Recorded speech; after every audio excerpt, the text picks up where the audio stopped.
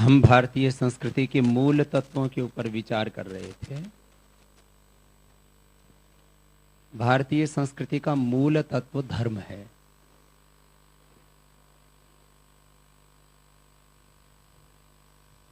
और वो धर्म इतना व्यापक शब्द है जिसके साथ हमारा अभ्युदय और निश्रेयस जुड़ा हुआ है। धर्म की व्याख्या अनेक तरह से हमारे शास्त्रों में की है। वर्तमान समय में धर्म को केवल लोग एक पूजा पाठ की पद्धति समझते हैं, जिसको हम वैदिक संस्कृति, भारतीय संस्कृति, ऋषि परंपरा, ऋषि संस्कृति, सभ्यता, ऋषियों का दर्शन, वैदिक दर्शन जिसको हम कहते हैं, वेदों की परंपरा कहते हैं, उसमें धर्म शब्द को इसी परिप्रेक्ष्य में प्रयोग किया है। कई बार नासमझी के कारण से शब्दों के साथ भी हम न्याय नहीं कर पाते। ऐसा ही धर्म के साथ हुआ। तो भारतीय संस्कृति का मूल तत्व धर्म है। और भौतिक जो संस्कृति है, जो आज तथाकथित जो वैज्ञानिक परंपरा है, फिर उसमें हमें फिर भेद क्या हुआ? हर बात को हम तुलनात्मक दृष्टि से समझने की कोशिश करते हैं। तो जो भौतिक विज्ञानी हैं, जो भौतिकवादी लोग हैं, जो भोगवाद, उपभोक्तावाद, भौतिकवाद को जो प्रश्रय देने वाले लोग हैं, वो धर्म तत्व की तो चर्चा ही नहीं करते। उनकी बात शुरू होती है अर्थ से। यदि हम भारतीय संस्कृति के परिप्रेक्ष्य में पुनः देखें तो धर्म, अर्थ, काम, मोक्ष, ऐसे हमने जीवन का पुरुषार्थ चतुष्टय कहा कि हमारे जीवन का प्रारंभ जो है वो धर्म से होता है और हमारा जो गंतव्य है वो मोक्ष है। तो आधुनिक जो चिंतन है और जो हमारा ऋषियों का चिंतन है, उसमें फर्क करें तो वो धर्म और मोक्ष को निकाल देते हैं और अर्थ और काम, इसी पर उनका पूरा चिंतन केंद्रित रहता है। वो भी ज्ञान की बात करते हैं, वो भी पुरुषार्थ की बात करते हैं, और एक हद तक, एक सीमा तक वो भी स्वतंत्रता के साथ में हम जिसको मर्यादा कहते हैं, उसको वो कानूनों के द्वारा अलग अलग तरह के लॉ एंड ऑर्डर्स, अलग अलग तरह की पॉलिसीज बना करके उसको नियंत्रित करने की बात करते हैं, उसको मर्यादित करने की बात करते हैं, जिससे कि प्रकृति के साथ तो विशेषता है, अभी व्याख्या नहीं होने लगी, अब उसके ऊपर चर्चा करने लगे क्योंकि अब कई इसमें धाराएं बन गई हैं। लेकिन मनुष्य मनुष्य के साथ अन्याय ना करे, ऐसा, उसको दुख ना दे, ऐसा वो मानते हैं। तो हमारी भारतीय संस्कृति में भौतिक विज्ञानी हैं,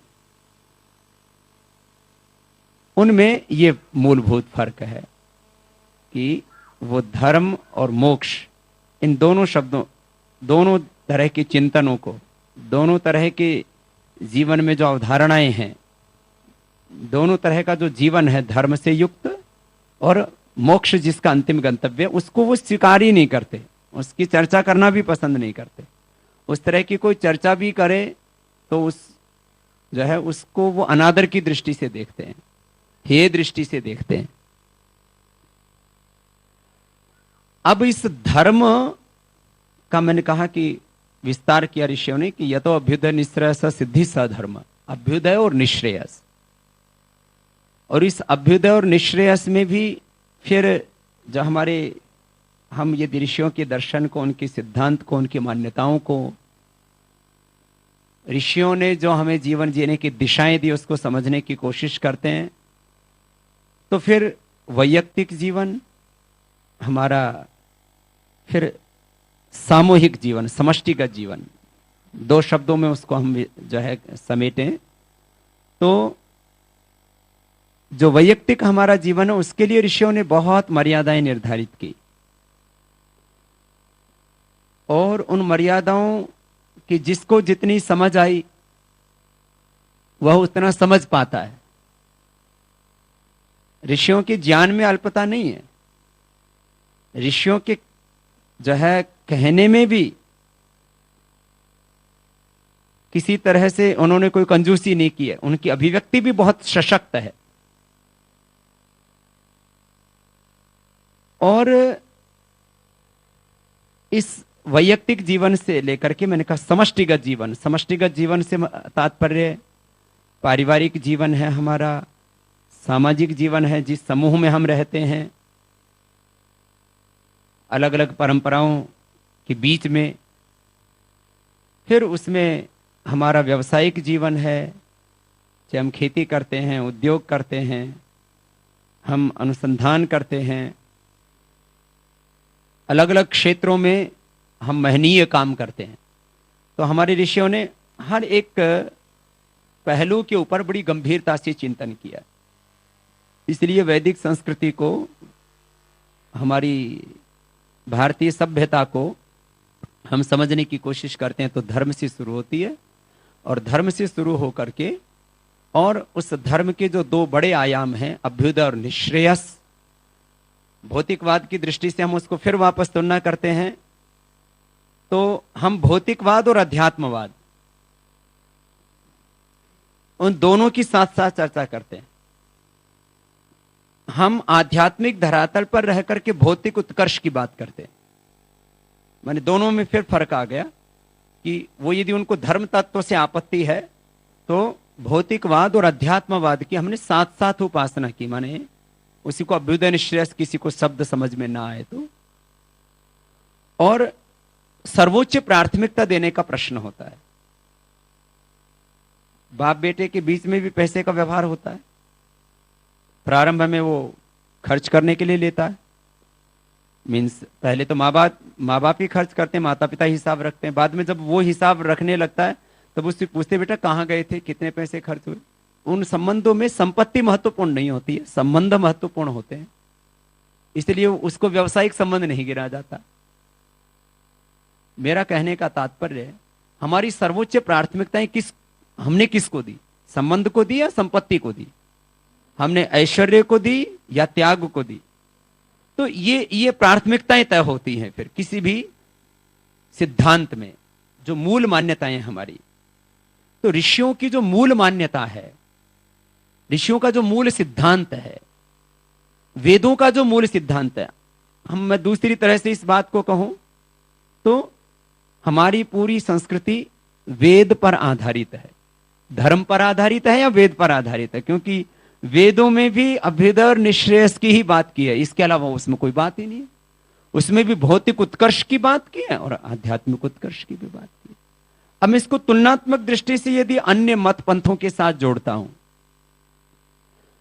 एक तो भौतिकवादी वैज्ञानिक लोग हो गए, या तथाकथित जो है पूंजीवादी लोग हो गए, साम्यवादी लोग हो गए, समाजवादी लोग हो गए, ऐसे लोग हो गए।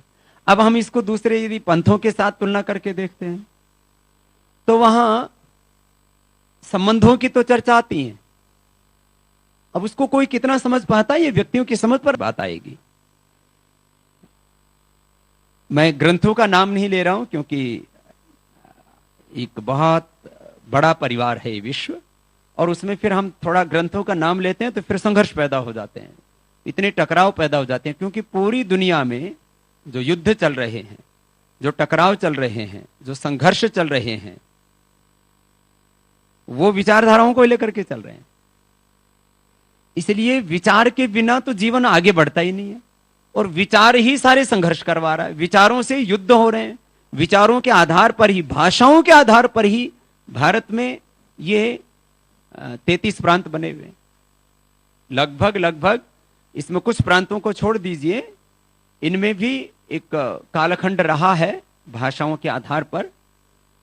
अब भाषा कोई संस्कृति थोड़ी है, कोई सभ्यता थोड़ी, भाषा तो एक माध्यम अपनी बात को अभिव्यक्त करना। भाषाओं के आधार पर देशों का विभाजन हो जाता है, भाषाओं के आधार पर प्रांतों का विभाजन, और विचारों के आधार पर फिर सीमाएं बढ़ जाती हैं, दीवारें इतनी भयंकर खड़ी हो जाती हैं। ये बड़ा प्रश्न आता है। ऋषि दयानंद ने इसको कहा कि एक तो है आर्ष परंपराएं, ऋषियों का ज्ञान जो कि एक ही जैसा होता है, उसमें भेद नहीं होते, क्योंकि वो सत्य तो एक ही जैसा होता है। कोई मेरा या आपका अलग अलग सत्य तो होता नहीं है। सत्य तो विज्ञान के सूत्रों की तरह है, गणित के सूत्रों की तरह है। 2 और 2 4 होते हैं, इसको हिंदी में बोलो, अंग्रेजी में बोलो, आप इसमें तमिल तेलुगु कन्नड़ में बोलो, इसको स्पेनिश में बोलो, फ्रेंच में बोलो, इसको चाइनीज में बोलो, किसी भी इटालियन में बोलो, अंग्रेजी में बोलो, क्या फर्क पड़ता है। तो मैं बात वापस ये कह रहा था कि ये इतनी बड़ी दृष्टि जब हमारी होगी, उसमें भी फिर आगे चीजें बहुत जो है संभल के चलने वाली होंगी। एक एक कदम पर यदि हमने जरा से असावधानी कर दी तो वहीं पर तो बहुत बड़ा संघर्ष खड़ा हो जाएगा। इसलिए अब तो कानून बना दिए गए हैं, जो है अलग सभी सरकारों ने लगभग बना दिए हैं ऐसे, कुछ देशों को छोड़ करके आप दूसरों की मान्यताओं के बारे में टिप्पणी भी नहीं कर सकते। क्यों? बोला आप तो टिप्पणी करेंगे, हो सकता है उस समय आग लग जाए, हो सकता है उस समय युद्ध भड़क जाए, हो सकता है उस समय एक दूसरे के ऊपर लोग आक्रमण कर दें, ऐसी भी स्थितियां हो सकती है। तो मैं कह रहा था, जब हम इस बात को वर्तमान परिप्रेक्ष्य में देखते हैं कि कुछ मनुष्यों ने कुछ विचारों की जो है प्रतिष्ठापनाएं की, उन मनुष्यों के सभी विचार, क्योंकि विचार तो सब एक दिव्यता से उतरेंगे, सब उसको कोई जाने या ना जाने, अदृश्य शक्ति से ही सारे दिव्य विचार उतरते हैं। उस अदृश्य शक्ति को हम परमात्मा तत्व कहते हैं। और सभी जितने भी धर्म ग्रंथ लिखे गए उनके सबके मूल में यही आता है कि उनकी आत्मा में एक प्रेरणा हुई और वो उन्होंने इस पुस्तक का निर्माण कर दिया। तो वेदों में और इन जो है मनुष्यों के द्वारा जो स्थापित मान्यताएं हैं, अब मैं ऋषियों से आगे भी हम जो है जो हम मानते हैं वो दर्शन, वो ईश्वरीय दर्शन है। वेद जो है ईश्वरीय ज्ञान है, फिर जो हमारी जो मूल अवधारणा है, तो उसमें और जो मनुष्यों की जो बातें हैं उसमें अंतर हम ये पाते हैं। अंतर है कि जो ऋषियों का विचार है, जो वेदों का विचार है, उसमें एक बहुआयामी दृष्टिकोण है, जिसको मैंने अभ्युदय निश्रेयस, भौतिकवाद और अध्यात्मवाद उसको हम करें, परा अपरा विद्या हम उसको कहें, उसको हम विद्या विद्या कहें, उसको संभूतिम च विनाशम च कहें, अलग अलग तरह से उसको अभिव्यक्त किया। तो यदि आपसे कोई प्रश्न पूछे कि आप किस विचार को मानते हैं, आपके का वैचारिक अधिष्ठान क्या है, आपकी वैचारिक आपके सिद्धांत क्या हैं, तो आप ये कहेंगे कि हम तो वैदिक विचार के, वैदिक सिद्धांतों को मानते हैं। ये एक उत्तर आता है जो बड़ा उत्तर है। हम तो वैदिक सिद्धांतों को मानते हैं, वैदिक विचारधारा को मानते हैं। वो वैदिक विचारधारा किसकी विचारधारा है? ये वेदों से चली आई, ऋषियों ने उसका विस्तार किया, इसलिए ऋषियों की विचारधारा को मानते हैं। हम आर्ष परंपरा को मानते हैं, देव संस्कृति को मानते हैं।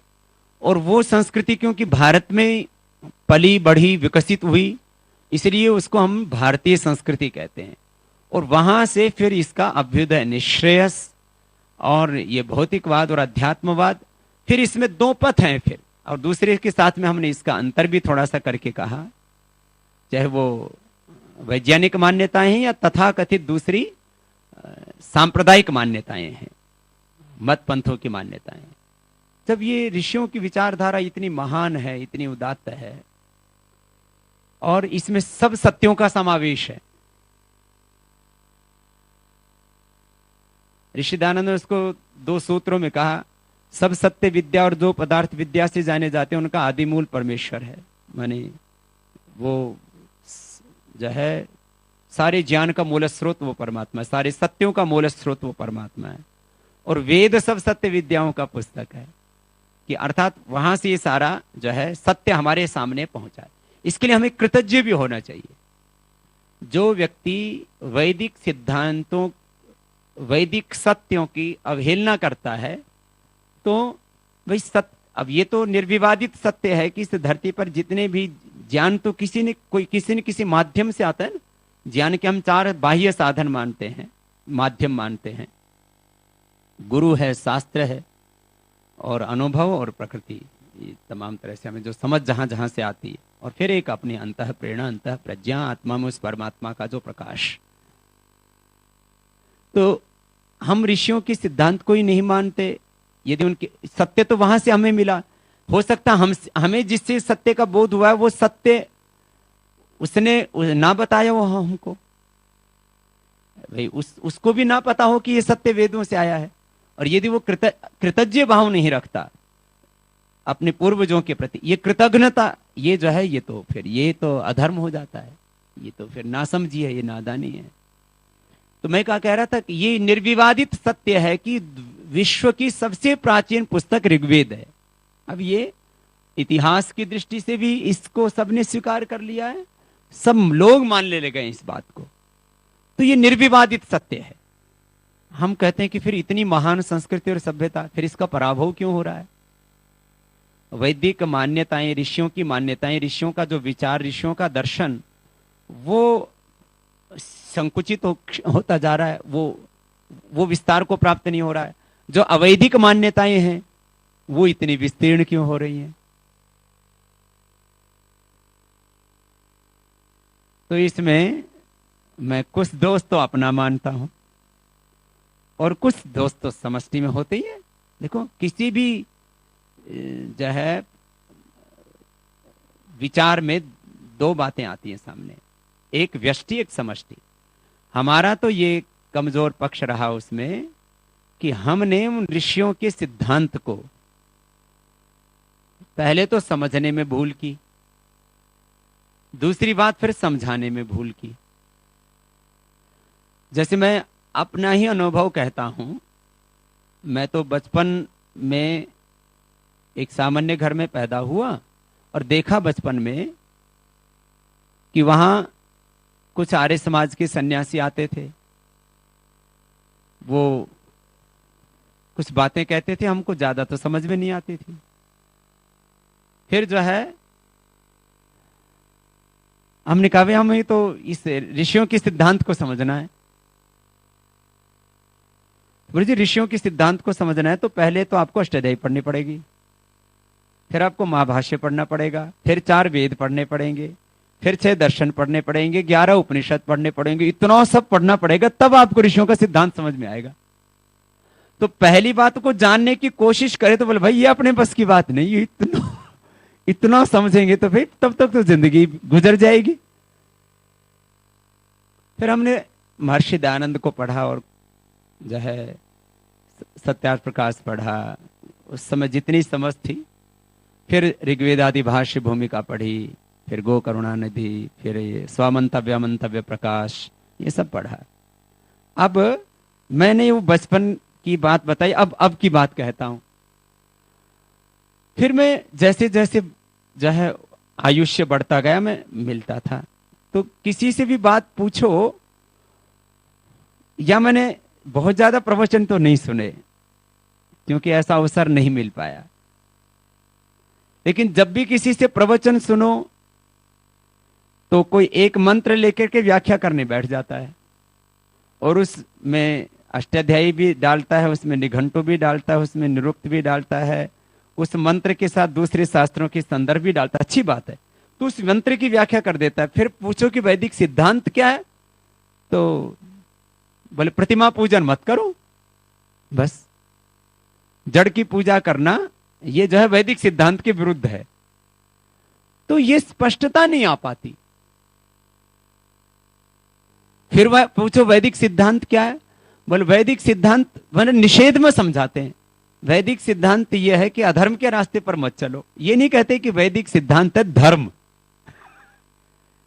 तो कहीं ना कहीं हमारी अभिव्यक्ति उतनी सशक्त नहीं थी, हमारी अभिव्यक्ति शायद उतनी स्पष्ट नहीं थी। ऋषियों ने जिन सत्यों को अनेक बार कहा और यहां तक भी कहा फिर कह कह करके कि एकम सद विप्रा बहुधा वदंती, ऋषियों ने उस एक सत्य को अनेक प्रकार से कहा शास्त्रों में। तो एक तो हमारी अपनी समझ और हमारी अपनी अभिव्यक्ति,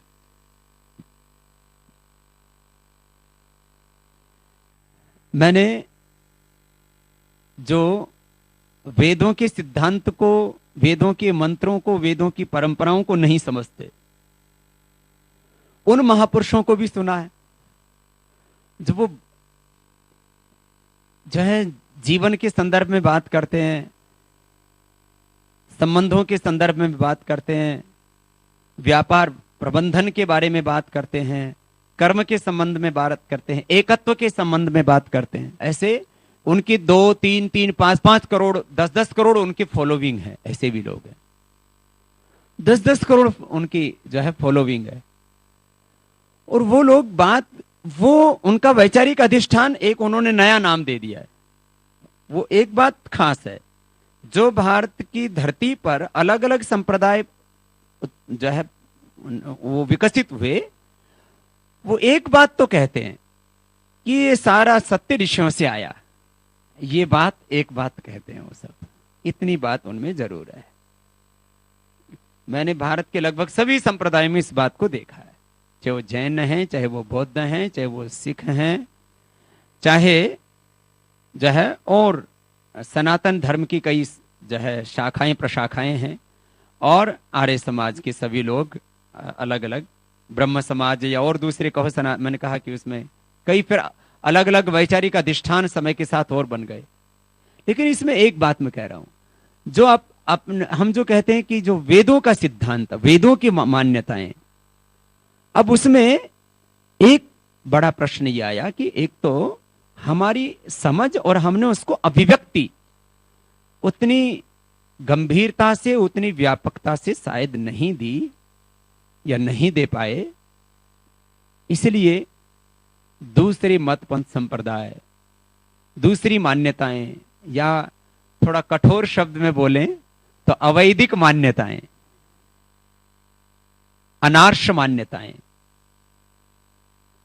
तो वो चीजें कैसे पनपी इसके पीछे। अब फिर दूसरा, उसको और दूसरे शब्द में कहें,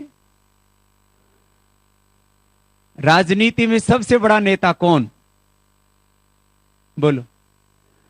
पूरी दुनिया में राजनीति में सबसे सफल व्यक्ति वो हुए हैं जिनके भीतर वक्तृत्व का बहुत बड़ा सामर्थ्य। पूरी दुनिया में जितनी भी बड़ी क्रांतियां हुई हैं, उनमें वक्तृत्व का बहुत बड़ा सामर्थ्य होता है।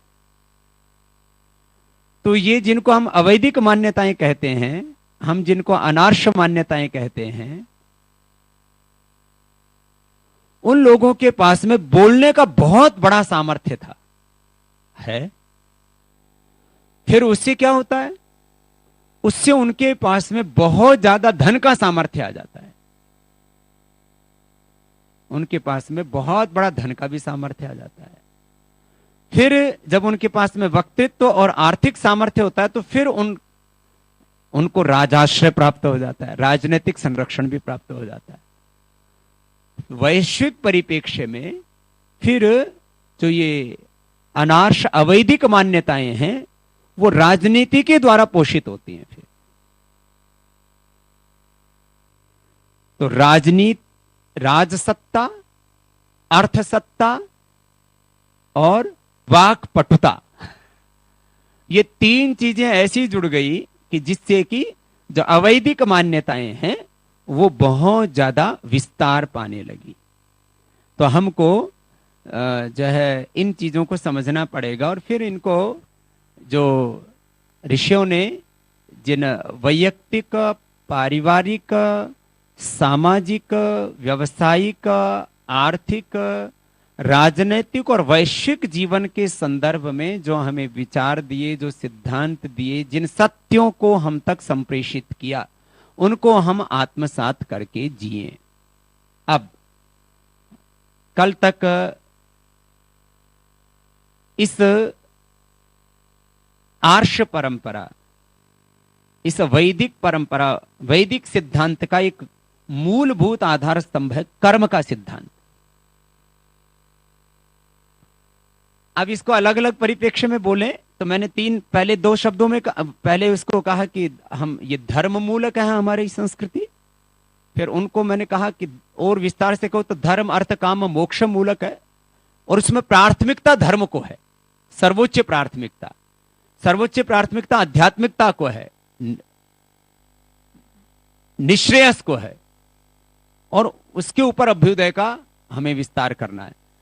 फिर इसमें वापस जब इसके ऊपर जाते हैं तो मैं जिस बात को वापस कह रहा था कि ये जो पूरी मान्यताएं हैं, फिर उनके जो सिद्धांत है वो इनमें और बड़ा फर्क है फिर दूसरों में।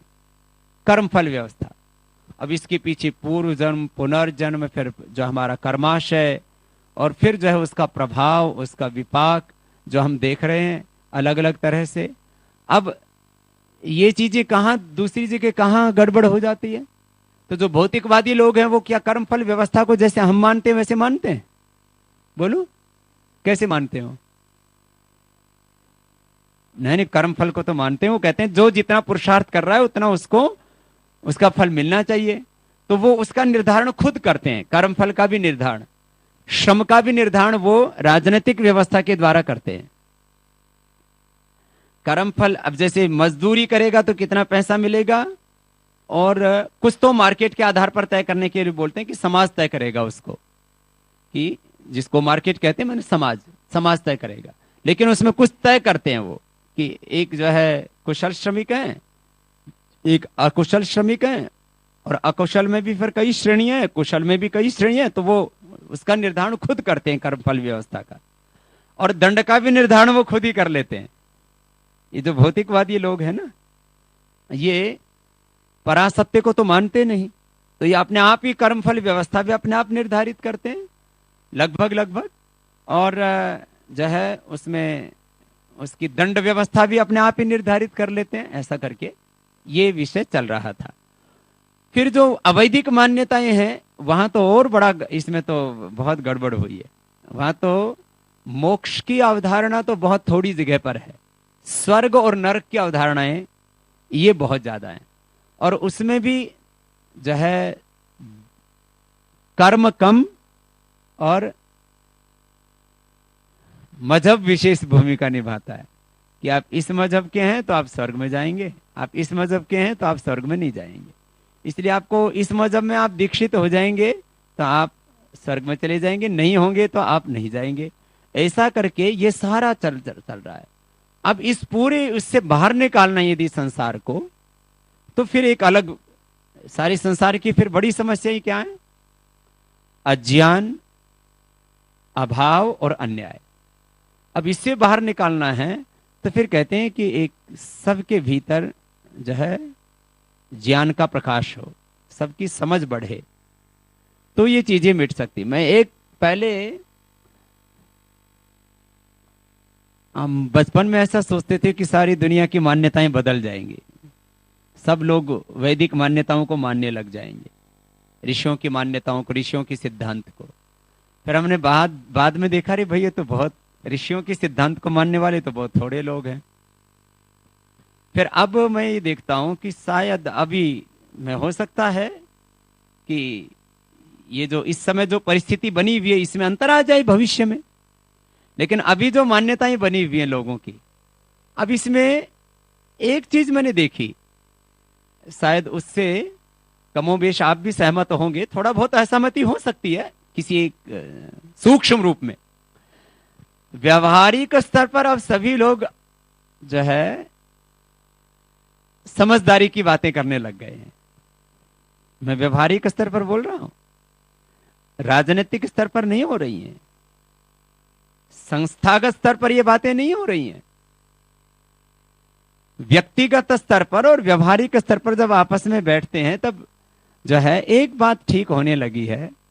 वो कहते हैं भाई देखो, ये जो फिलोसफिकल बातें हैं ना इनको छोड़ो, तो कुछ जो है कॉमन मिनिमम प्रोग्राम लेकर के चलो। ऋषि दयानंद ने एक बार ऐसा प्रश्न आया ना, तो इस बात को कहा था कि बोले किसको मानते हो? बोले धर्म। बोले धर्म क्या है?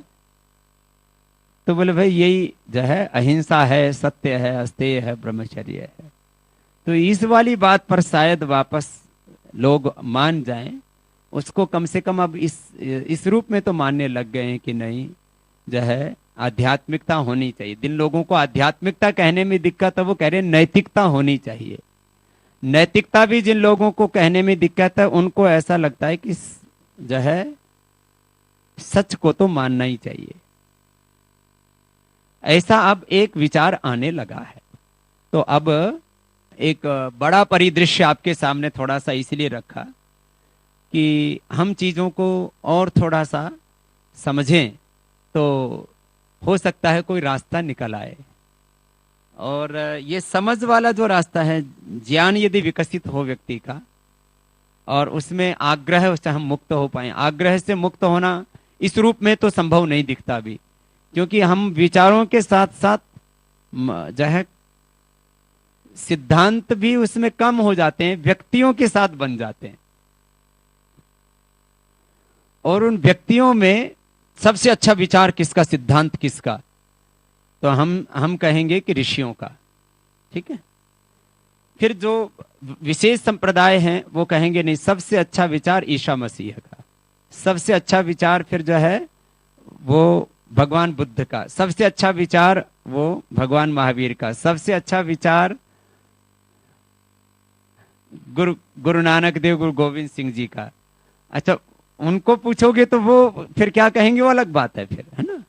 फिर ऐसे ही फिर सबसे अच्छा विचार किसका, तो फिर अलग अलग व्यक्तियों के नाम आ जाते। श्री अरविंद का। सबसे अच्छा विचार किसका, ऋषि दयानंद का।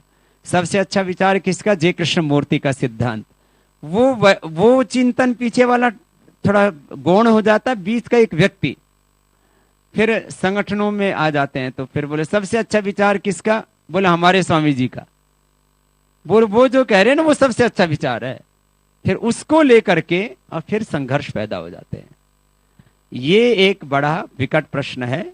इसको भी हमें समझदारी से जो है यहां टकराव को, संघर्ष को टालना पड़ेगा और संघर्ष की बजाय सत्य की ओर जाना पड़ेगा और उसको समझदारी से उस तरफ बढ़ना पड़ेगा। जो वैदिक पूरा जो सिद्धांत है वो यदि फिर एक शब्द में बहुत कुछ समाहित है, कर्म फल पर आधारित। तो कर्म कैसा हो, वो ज्ञान और निष्ठा पूर्वक कर्तव्य भाव से या अनासक्त भाव से भगवान की पूजा की तरह निश्रेयस की भूमि पर खड़ा होकर के अभ्युदय के लिए किया हुआ, या एक और अवस्था की वो कार्य कर्तव्य भाव से किया हुआ हो, बस ऐसा कर्म। और उसका जो फल मिले वो जो है वो उसके आगे फिर दूसरी व्यवस्थाएं बहुत बड़ी जुड़ जाती हैं।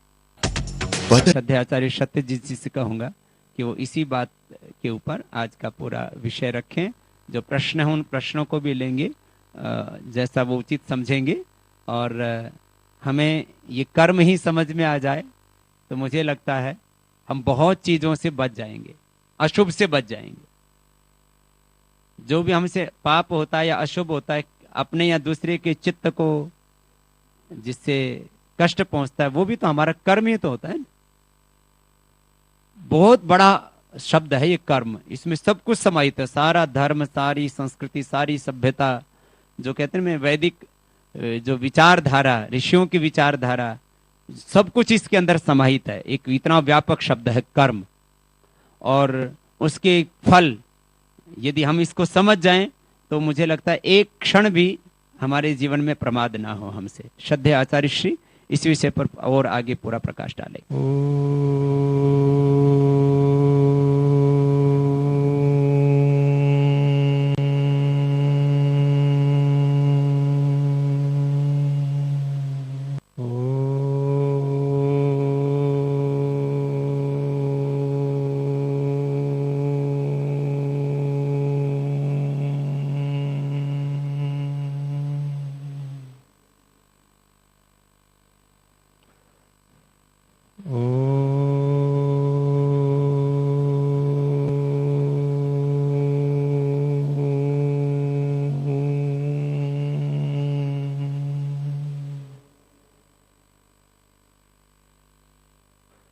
आदरणीय गुरु जी,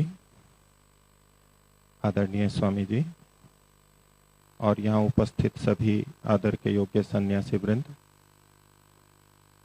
विद्वज्जन और धर्म प्रेमी सज्जनों। कर्म कई तरह का होता है, उसमें एक विभाग जो हमें ध्यान रखने का होता है वो कर्म तीन तरह से होता है। एक है कृत कर्म, ऐसा कर्म जो हमने किया है, स्वयं ने किया है, उसका भी कर्माशय बनता है। वो कर्म किसी भी तरह हमने किया हो, जिस पाप या पुण्य हमने स्वयं ने किया है, वो कर्म कृत कर्म कहलाता है। दूसरा है कारित कर्म। ऐसे कर्म जिन्हें हमने स्वयं ने तो नहीं किया, लेकिन दूसरे से करवा लिया, दूसरे से किसी का सहयोग करवाया, किसी को माध्यम बनाया, दूसरे से किसी की हत्या कर दी, दूसरे से किसी का अपमान करवा दिया, दूसरे से किसी का सम्मान करवा दिया। स्वयं ने नहीं किया लेकिन करवा दिया। हमारे ऐसे कर्म भी शुभ या अशुभ वो कर्माशय में जाते हैं, उनका भी हमें फल मिलता है। ये ऐसे कर्म कहलाते हैं कारित कर्म। नहीं तो अनेक बार व्यक्ति उन्हीं कर्मों को समावेशित करता है जो उसने स्वयं ने किए होते हैं। वो दूसरे से करवा देता है और सोचता है कि मैंने थोड़ा ना किया है पाप, दूसरे ने किया है। लेकिन जो करवाता है वह भी पाप का भागी होता है या पुण्य का भागी होता है। तो ये कारित कर्म। और तीसरे कर्म है अनुमोदित कर्म, समर्थित कर्म।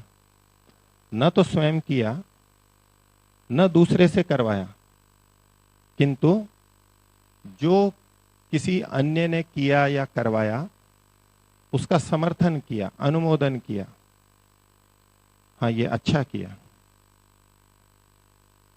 यदि अच्छे कर्म का हम अनुमोदन करते हैं तो ये अनुमोदित पुण्य कर्म कहलाता है। इससे भी हमारा पुण्य बनता है।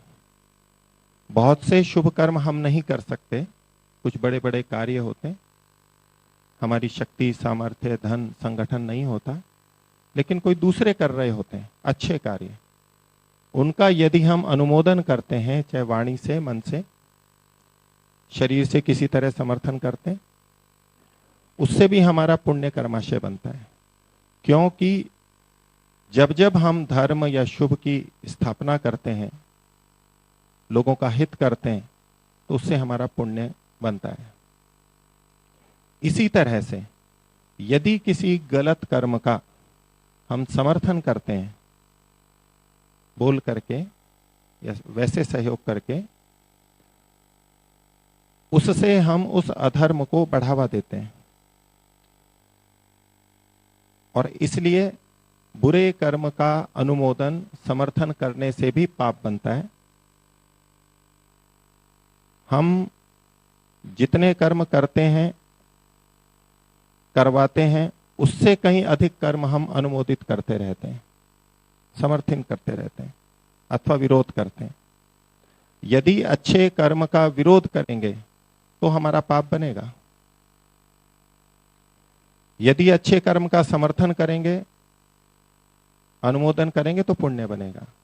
बुरे कर्म का समर्थन करेंगे तो पाप बनेगा, और बुरे कर्म का विरोध करेंगे तो पुण्य बनेगा। कुल मिला के कसौटी है, धर्म शुभ की वृद्धि में यदि हमारा किसी भी तरह से योगदान है, करके, करवा के या तो अनुमोदन के स्तर पर, उससे पुण्य बनेगा। और अधर्म की वृद्धि में हमारा किसी भी तरह योगदान है, करते हुए, करवाते हुए या अनुमोदन करते हुए, उससे हमारा पाप बनता है।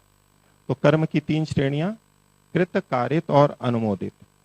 इस दृष्टि से हम अपना आकलन कर सकते हैं कि मैं कितने अधिक कर्म करता हूं। अगला बिंदु है, किसी के कर्म का फल अन्य को नहीं मिलता है। लोक व्यवहार में हम बहुत कुछ देखते हैं। कल एक बिंदु आपके सामने रखा था कि जिसने कर्म किया है उसी को फल मिलता है। उसी की ये थोड़ी सी व्याख्या है। न्यायालय में हम अनेक बार देखते हैं, हत्या किसी ने की और उसका फल किसी और को मिल गया, तो हम क्या कहते हैं प्राय कि किया किसी ने और भरा किसी ने। इसी तरह किसी ने कमाया और चलते चलते उससे गिर गया और पीछे से कोई आ रहा था, उसको मिल गया वो धन, लाखों रुपए या करोड़ों रुपए। तो कमाया किसी ने और भोगा किसी ने। ये जो हमें दिखाई देता है व्यवहार में, लेकिन कर्मफल व्यवस्था में जिसने किया है उसी को फल मिलता है, उस किसी का भी कर्म दूसरे को नहीं जाता है। तीसरा बिंदु, अंततः अपने पुण्य से अधिक कोई नहीं भोग सकता। समाज के अंदर हम देखते हैं किसी व्यक्ति ने शोषण करके बहुत सा धन कमा लिया, रिश्वत लेके ले लिया, चोरी कर ली, तो कर्म तो नहीं किया लेकिन भोग बहुत लिया, ऐसा हमें दिखाई देता है। लोक में अन्याय अत्याचार होता है और ऐसा सब देखा जाता है, लेकिन अंततः ईश्वर की व्यवस्था से कोई भी अपने पुण्य से अधिक नहीं भोग सकता। यदि किसी ने चोरी करके या रिश्वत लेकर अधिक धन लिया है तो उसके लिए क्या क्या हो सकता है वो कल आपके सामने रखा था। पहली बात तो उसके जो पुण्य हैं पहले से वो भोगे हुए मान लिए जाएंगे और दंड तो मिलेगा ही। यदि पहले के पुण्य कर्म नहीं है तो सीधा दंड अधिक मिलेगा। लेकिन कुल मिलाकर के उसको कोई लाभ नहीं होगा। जब अन्याय से हम दूसरे का धन लेते हैं, सुविधा लेते हैं, तो अंततः उसको कोई लाभ नहीं होने वाला है। कुल मिलाकर के वो अपने पुण्य से अधिक कोई नहीं भोग सकता। अंततः शब्द पे ध्यान देंगे ईश्वरीय व्यवस्था में। इसी तरह से अंततः किसी के साथ अन्याय नहीं होता, उसे पूरा पूरा फल मिल जाता है। समाज में हम बहुत सा कार्य करते हैं, नौकरी या समाज सेवा, और समाज के द्वारा, संस्था के द्वारा, सरकार के द्वारा उसका उचित मूल्यांकन नहीं किया जाता, उचित सहयोग नहीं मिलता, वेतन नहीं मिलता, तो हमारे मन में एक भाव रहता है कि ये तो हमें मिला ही नहीं और हम दुखी होते हैं। लेकिन दुनिया में अन्याय हो सकता है, लेकिन अंततः किसी के साथ अन्याय नहीं होता। उसने जितना भी पुण्य किया है उसका पूरा पूरा फल उसको मिलता है। ये ईश्वरीय व्यवस्था से होता है, लेकिन ये अंततः होता है। अगली बात, अंततः किसी को अधिक या कम दंड नहीं मिलता। संसार में कम या अधिक दंड मिल सकता है, लेकिन उसकी क्षतिपूर्ति, उसका समायोजन, जो विषय कल आपके सामने रखा था, और उसके आधार पर देखेंगे तो कभी भी किसी को अंततः अधिक या कम दंड नहीं मिलता, यथा योग्य पूरा पूरा दंड मिलता है। और इन तीन बिंदुओं के आधार पर हम ये निष्कर्ष दे सकते हैं कि अंततः कभी भी किसी का अहित नहीं होता। हम अपना अहित किस रूप में देखते हैं कि हमने कुछ किया और हमारे को फल नहीं मिला तो हमारा अहित हो गया। हमने कुछ गलत कार्य किया, हमें अधिक दंड दे दिया, हमारा अहित हो गया। इस रूप में हम बहुत प्रभावित रहते हैं और उससे हम दुखी भी होते हैं। लेकिन ईश्वरीय व्यवस्था में न्यायकारी और सर्वशक्तिमान ईश्वर के रहते अंततः किसी का भी अहित न आज तक हुआ है, न हो रहा है, न कभी होगा। अंततः वर्तमान में अहित होता हुआ दिखता है, होता है अन्यायपूर्वक, लेकिन अंततः कभी भी किसी का अहित न हुआ है न होगा।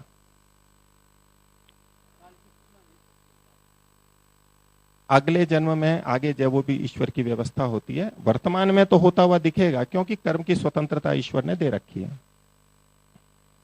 अगला बिंदु,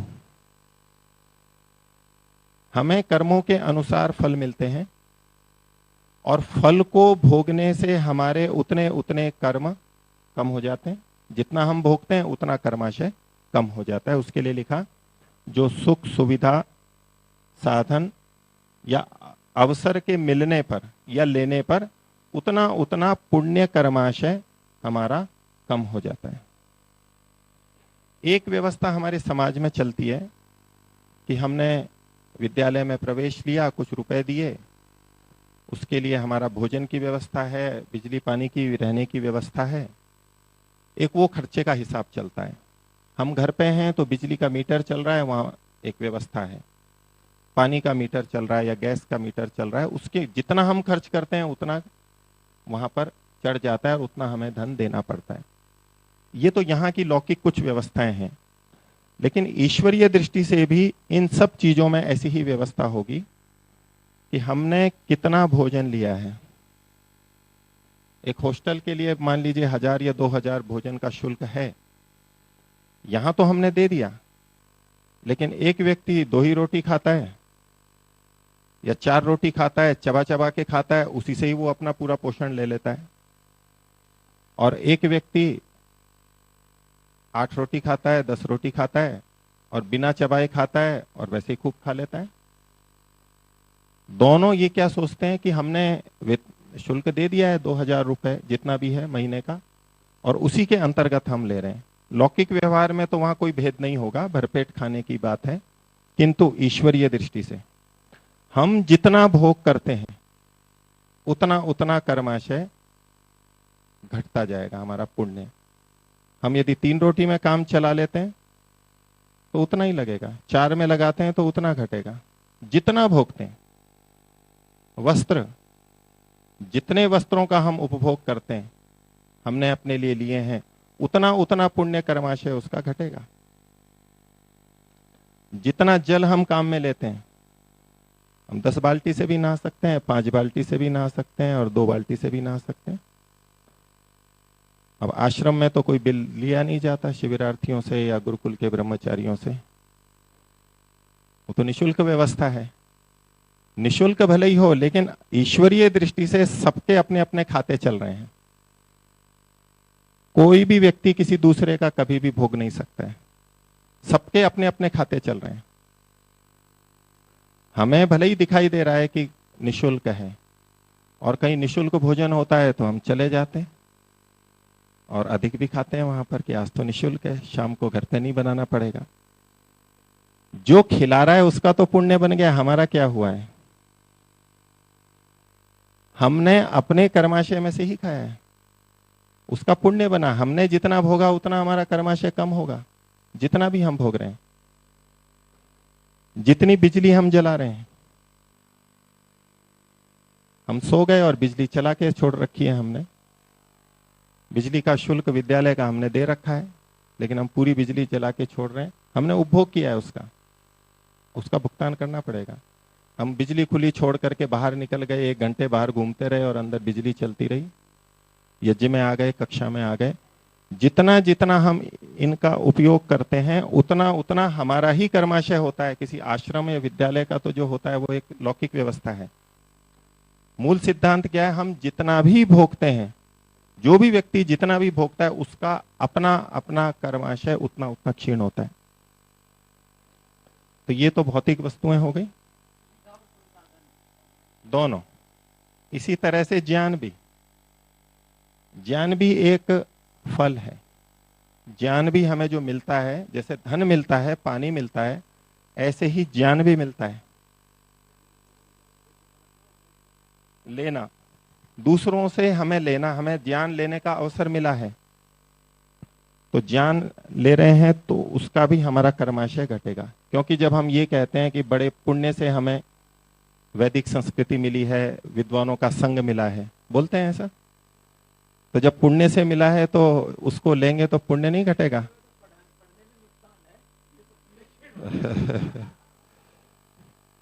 घटेगा।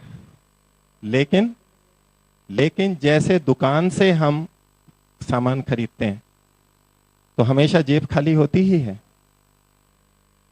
लेकिन दुख तो नहीं होता हमें, क्योंकि उसकी जगह हमने कुछ लिया है। लेकिन उसको ला करके रख लिया किसी ने, ऐसे इकट्ठा करता रहा, फिर पुराना हो गया और फिर फेंक दिया, खराब हो गया, वो कीड़े लग गए, चींटियां लग गई।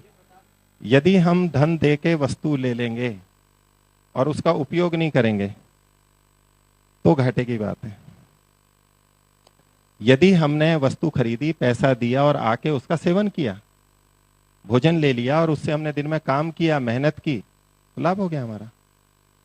तो वहां घाटा होते हुए भी, पैसा जाते हुए भी हम घाटे में नहीं रहे। हाँ, जिसने उपयोग नहीं किया उसका अवश्य घाटा है। तो पुण्य तो घटेगा, लेकिन यदि उसका हमने उपयोग कर लिया तो घाटा नहीं होगा। एक छोटा व्यापारी थोक व्यापारी के पास में गया, उसने बहुत सारा खरीद लिया। अब वो लाके सामान अपने पास रख लिया तब तो ठीक है, फिर खर्ची हो गया पैसा, और तो कुछ किया नहीं। लेकिन उसको लेकर के उसने फिर और जगह दिया, बेचा, तो वो उसी से और कितना कमा लेगा? स्वयं भी लाभ उठा रहा है और कमा लेगा। तो वो जो शुरू में घाटा दिख रहा था वो घाटा नहीं दिख रहा, तो जो भी विद्या का ग्रहण करते हैं, किसी गुरु का समय ले रहे हैं, उनका महत्वपूर्ण समय है, तो पुण्य तो घटेगा, लेकिन जिसने उसका उपयोग कर लिया तो उसको वो घाटा नहीं कहलाएगा, वो उसका लाभ कहलाएगा। घाटा उनको होता है जो केवल सुनते तो रहते हैं, आ तो जाते हैं, लेकिन लाभ नहीं उठाते, इधर से उधर ले जाते हैं। और जिनको ज्यादा चिंता है, तो जैसे यहां पर आपका पुण्य क्षय हुआ है पढ़ते हुए और किसी का बना है, तो आप भी दूसरों का पुण्य क्षय कीजिए। अच्छा अच्छे अर्थों में मैं कहूं उसको कि आप कल्याण कीजिए, तो आपको पुण्य कमाने का बहुत अवसर मिलेगा। जितना पुण्य आपका ज्ञान प्राप्ति में क्षय हुआ है, उससे कई गुना पुण्य हम कमा सकते हैं। ऐसी सामर्थ्य विद्या से आ जाती है, सहस्रों लाखों गुना कितना भी कर सकते हैं, वो हमारे ऊपर निर्भर करता है। इसलिए पुण्य क्षय उनका होगा जो उसको जीवन में नहीं उतारते अथवा दूसरों तक नहीं बांटते। मूलतः तो सबका क्षय होगा, लेकिन दूसरे इससे इतना लाभ कमा लेते हैं कि वो क्षय क्षय नहीं कहलाता। इसमें यह भी बात ध्यान रखने की होती है कि हम किससे ज्ञान ले रहे हैं। जैसे एक चिकित्सक हो बड़ा, उसका परामर्श लेना हो तो कितने रुपए देने पड़ते हैं, और एक सामान्य चिकित्सक हो उससे सलाह लें तो कितने रुपए देने पड़ते हैं, अंतर पड़ता है। हमारी प्रवृत्ति क्या होती है, छोटा सा प्रश्न होता है, नहीं स्वामी जी से पूछेंगे, गुरु जी से पूछेंगे, पूछ सकते हैं, लेकिन यह ध्यान रखना चाहिए कि उतना ही अधिक पुण्य खर्च होता है, क्योंकि उनके समय की कीमत बहुत ज्यादा है। उतना ही अधिक पुण्य खर्च होगा। हम क्या सोचते हैं, हम इस पे ध्यान नहीं देते। हम तो कहते हैं छोटा सा प्रश्न पूछना है, तो ये प्रश्न तो किसी से भी पूछ सकते थे। तो जिन्हें कर्माशय की चिंता है वो ये हमेशा ध्यान रखेंगे कि ये चीज, ये बात मैं एक छोटे से चिकित्सक से पूछ सकता हूं, ये मैं एक छोटे से किसी छोटे विद्वान से भी पूछ सकता हूं, किसी ब्रह्मचारी से भी पूछ सकता हूं, उसके लिए बड़े के पास नहीं जाएगा। कीमत सबकी अलग अलग है, जो जितना योग्य है उसके समय की कीमत उतनी अधिक है। ये हमारे ऊपर निर्भर है कि हमारे पास कितना पुण्य है, हम अधिक खर्च करना चाहते हैं तो कर लें। आजकल विशेषज्ञों के पास ही जाते हैं सब, छोटी छोटी बात के लिए भी। जिनके पास पैसा है, जिनको अपने धन खर्च करने की चिंता नहीं है, जिनको अपने पुण्य कर्माशय क्षीण करने की चिंता नहीं है, वो बड़े लोगों के पास जाएं खूब। नहीं तो जिन्हें चिंता है, जिस पुण्य को आपने बड़ी मेहनत से कमाया है, उसको खर्च भी उसी तरह करना अच्छा है। छोटे से पूछ लीजिए, बड़ों के पास तब जाएं जब बड़ी चीज पूछनी हो। ज्ञान के अलावा सम्मान और यश, ये भी उपलब्धि होती है, ये भी फल है, इसकी भी कीमत होती है। हम कहीं भोजन करने जाते हैं और जिस होटल में हमारे पहुंचते ही, यदि हम गाड़ी में गए हैं तो दरवाजा खोलने वाला आता है, होटल में प्रवेश करते हैं तो दरवाजा खोलता है, कोई एक व्यक्ति खड़ा होता है, हमें नमस्कार करता है, अंदर जाते हैं, बड़े सम्मान से रखा जाता है। उस होटल में उसी भोजन का जो कहीं सामान्य जगह होती है, कीमत कई गुना अधिक होती है। सम्मान का भी भोग होता है और सम्मान से भी हमारा कर्माशय क्षीण होता है। अब किसी व्यक्ति ने थोड़ा सा दान दिया, सेवा की, और फिर ये घोषणा करवाई कि मैंने ऐसा ऐसा किया, लोगों को कहते फिर रहे हैं, सम्मान हो रहा है, तो दिया तो 100 रुपया या 1000 रुपया, सेवा की 1 घंटे की, और यश ले लिया बहुत सारा, स्वामी जी के साथ में खड़े होना है, चित्र लेना है ताकि लोगों को दिखाएंगे। तो ये घाटे का सौदा हुआ, स्वामी जी के साथ चित्र खिंचवाना है, या लाभ का सौदा हुआ? घाटे का सौदा हुआ। हाँ, अगर इतना पुण्य कमा लिया है, इतनी सेवा कर दी है, इतना दान दे दिया है, तब तो वो घाटा सहने की सामर्थ्य हमारी रहती है। नहीं तो हमें पता ही नहीं रहता, किया तो इतना और खर्च हम ज्यादा कर देते हैं 10 करोड़ लोगों में।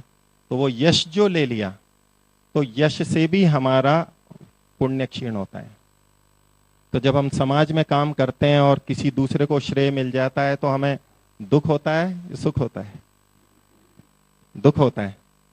किस बात का दुख होता है? कि हमारा कर्माशय क्षीण नहीं हुआ। ये तो अच्छी बात है, हमारा यश, किसी ने हमारा नाम नहीं लिया, हमने जो किया था वो कर्माशय हमारा बना हुआ है, क्षीण नहीं हुआ है।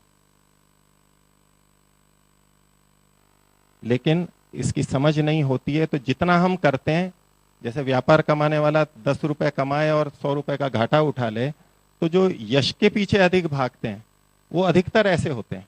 यश की कीमत बहुत ज्यादा होती है, वो पता नहीं लगती है।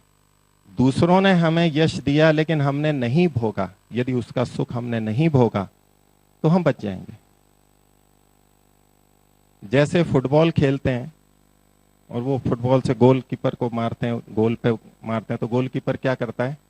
या तो पकड़ लेता है, बॉल तो आएगी, या तो पकड़ लेता है, और पकड़ भी नहीं पाता तो अंदर आ रही होती है, उस पर थोड़ा सा हाथ लगा देता है, वो पीछे चली जाती है, गोल में नहीं आने देता है।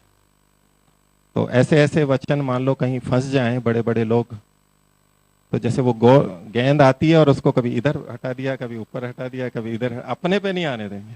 से सम्मान मिले, यश मिले, प्रतिष्ठा मिले, तो उसको इधर उधर कैसे फेंका जाता है? नहीं, वो मैंने जैसा कहा कि इसका सुख हमने ले लिया, सुख अगर ले लिया तो इसका मतलब है हम गोल खा गए, और हमने सुख नहीं लिया, वो बोलते रहो, उनको, उनकी इच्छा है, वो उनका कर्तव्य है, वो समाज की प्रेरणा के लिए ऐसा कर रहे हैं, लोगों को अच्छे काम में बढ़ाने के लिए ऐसा कर रहे हैं, वो लक्ष्य है। लेकिन वो भी हो जाए और हमारा पुण्य भी खर्च ना हो तो उसका सुख नहीं लेते हैं। इसका ये सुख ना ले मतलब उसका अंदर से कैसी स्थिति रखें अपनी? सम स्थिति। ये हमेशा ध्यान रखे कि मेरे कर्माशय की चोरी हो रही है अभी, उसकी मेरे को रक्षा करनी है, क्योंकि इस पुण्य कर्माशय का उपयोग मुझे और आध्यात्मिक उन्नति में अन्य चीजों के लिए करना है, जिसके लिए बहुत खर्चा होता है।